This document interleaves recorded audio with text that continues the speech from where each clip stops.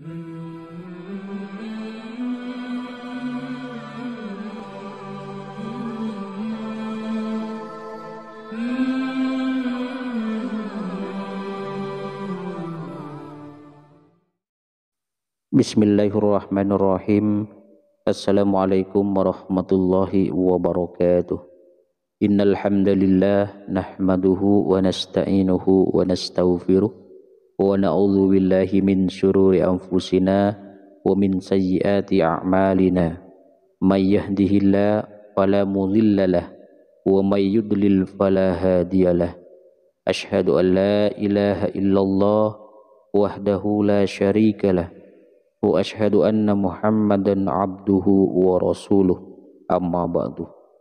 Halo sahabatku pemirsa YouTube yang dirahmati Allah, senang sekali kita semua bisa berjumpa kembali di channel ini. Tentunya harapan dan doa saya semoga yang menyimak video ini selalu diberikan kesehatan, umur yang barokah, dan diluaskan rezekinya oleh Allah Subhanahu wa ta'ala.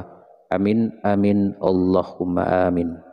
Sahabat perindu jannahnya Allah, salah satu sunnah solat adalah membaca surat atau ayat Al-Quran usai membaca surat Al-Fatihah.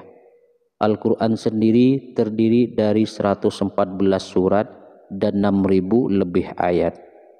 Jadi kita semua memiliki pilihan surat atau ayat yang melimpah untuk dibaca setelah membaca surat Al-Fatihah. Dan semua surat maupun ayat dalam Al-Quran boleh dibaca, mulai dari surat-surat pendek seperti yang ada pada juz 30. Ada pula yang gemar membaca potongan-potongan ayat dalam surat-surat yang panjang. Dan ada juga yang membaca surat atau ayat yang disesuaikan dengan situasi atau momen-momen tertentu. Misalnya adalah momen di bulan Ramadan, situasi saat dalam perjalanan, dan lain sebagainya. Lalu bagaimana dengan Rasulullah Shallallahu Alaihi Wasallam? Surat atau ayat apa yang sering dibaca Rasulullah saat sholat subuh?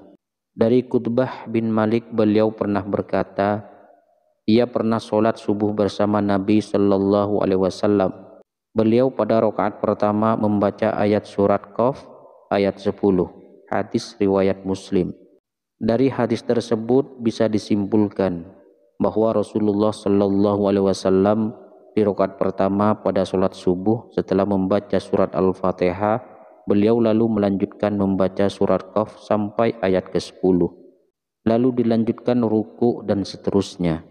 Sahabat perindu jannahnya Allah, kenapa Rasulullah Shallallahu Alaihi Wasallam membaca surat Qaf pada rakaat pertama waktu sholat subuh?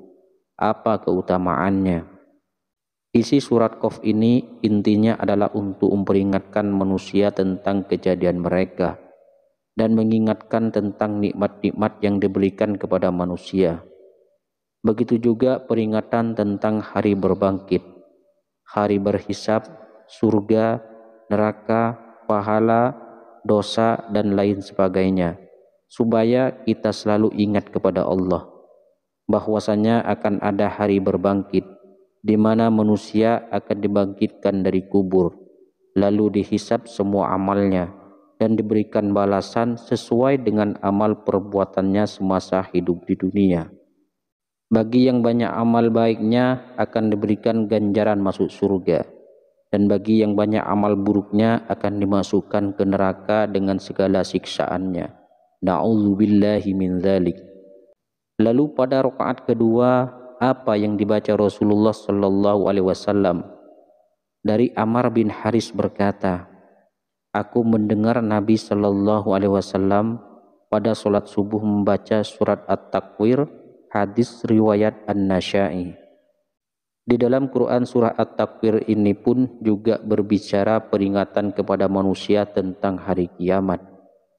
Seolah-olah surat ini ingin menyampaikan pesan kepada manusia bahwasanya keadaan semesta alam ketika kiamat datang akan hancur.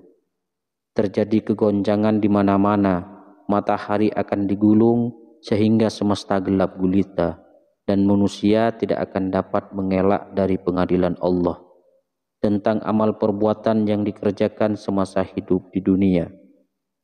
Lalu apa keutamaan membaca surat At-Takwir pada rakaat kedua sholat subuh?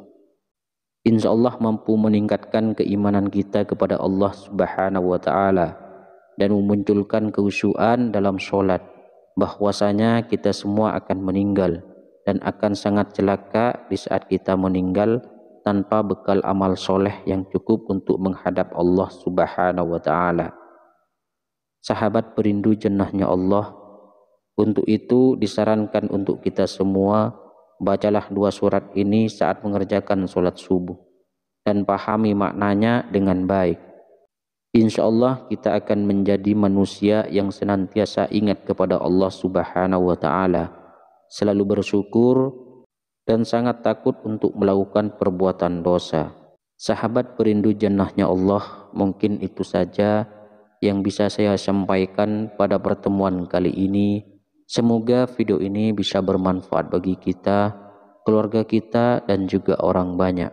Assalamualaikum warahmatullahi wabarakatuh.